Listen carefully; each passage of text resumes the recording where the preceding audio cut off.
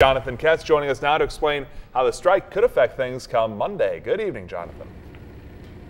Jason and Kim, good evening to you two. We are all waiting to see, just like you were talking about, what happens Monday if some of these union workers come back.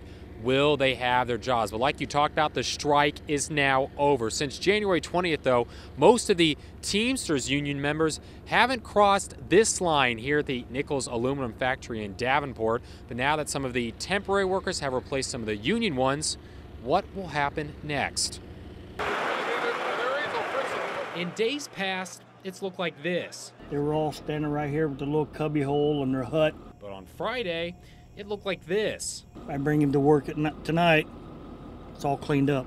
The Teamsters union ended its strike Friday, so now the tents are gone. They can't be just throwing dog food at you. Jerry Creighton knows the issue. He says union members have gotten mad at him. You know, it just got old hearing it every night, and I'd stop and say something to them, you know, like, hey, I'm not in there doing your job.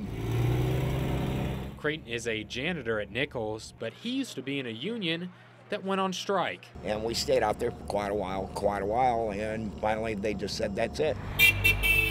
But at the Rockingham plant on Wednesday, union workers said they're just fighting for their rights. You work your butt off for the company, they say you want overtime, you work the overtime, and then when it comes contract time, well, we'll see what it's all about then. Union workers want better health insurance, plus a little more money. We're not gonna just bow down and take the worst contract that we possibly can. You know, we've got families and futures to worry about. In the meantime, Nichols has hired more than 100 temporary workers, people like John Dankman. We've signed full contracts, and our jobs can't be taken. And with the new full-timers headed to work, they'll now have to battle the union members who ended the strike. Now, again, we do not know how many union workers will have their jobs if they come back on Monday, but what we do know is that about half the union workers' jobs were replaced when the temporaries went full-time. Live in Davenport this evening, I'm Jonathan Ketz, WQAD-HD News 8.